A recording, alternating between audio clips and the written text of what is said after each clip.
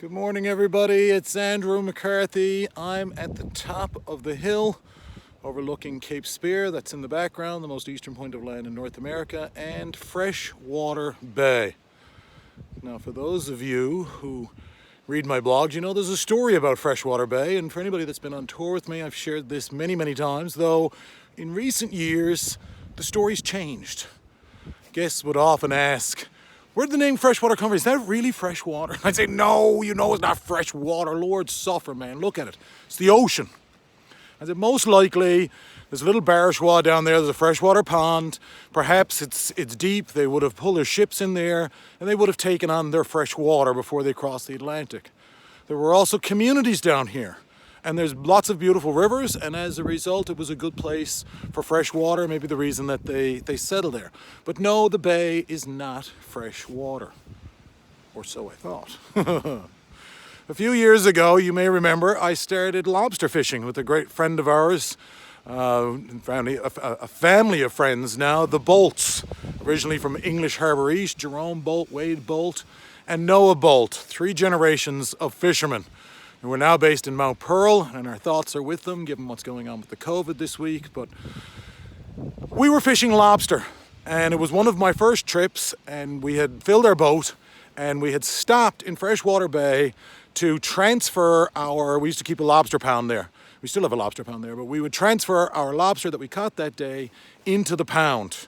Of course, the idea of putting them into the pound, you leave the lobster there for a couple of days. It allows them to purge themselves.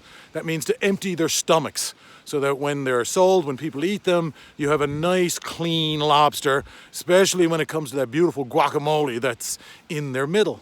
So as the boys are transferring the lobster into the pound, I didn't want to look like I was at nothing, and it's only a 2-man job, at most 3. I took a bucket of water. I was going to clean up the boat. And the first bucket of water, as I was spraying it, as I was throwing it over the floor of the boat, it was brown, it was brackish, right? And I looked at it and I thought to myself, now that's very unusual for you, Andrew, not to have checked a bucket first to make sure it was clean. So I took a second load, and the water was brown again, and I said, you've got to be kidding me. I cupped my hand, I took a mouthful, and sure enough, it was fresh water. Freshwater Bay, it's called that because there are so many rivers, so many streams in the spring of the year. The water that runs off all of those rivers and streams, it actually fills the bay with fresh water. And of course, fresh water would be at the top, it would float, and it would be a freshwater bay. The brownish color, by the way, those are from the tannins. It's not a pollutant. You'll see a lot of it in Newfoundland. People get a little bit concerned sometimes when they're visiting here. They say, why is the water so brown? Oh, it looks so polluted. Yeah, well, this is, let me assure you, as you hear me say over and over, the cleanest, greenest place on the planet. Those are just natural tannins. Tannins that are washed into the water from the trees. See the spruce trees behind me, the boglands, the wetlands, right? All of the clean environment that we have here in Newfoundland. Remember, there's no agriculture here.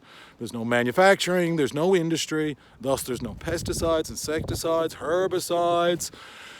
Oh my goodness gracious, there's no effluents, there's no emissions, there's no nothing. This truly is the cleanest, greenest place on the planet, and thus, rather appropriate, we call this bay behind me Freshwater Bay.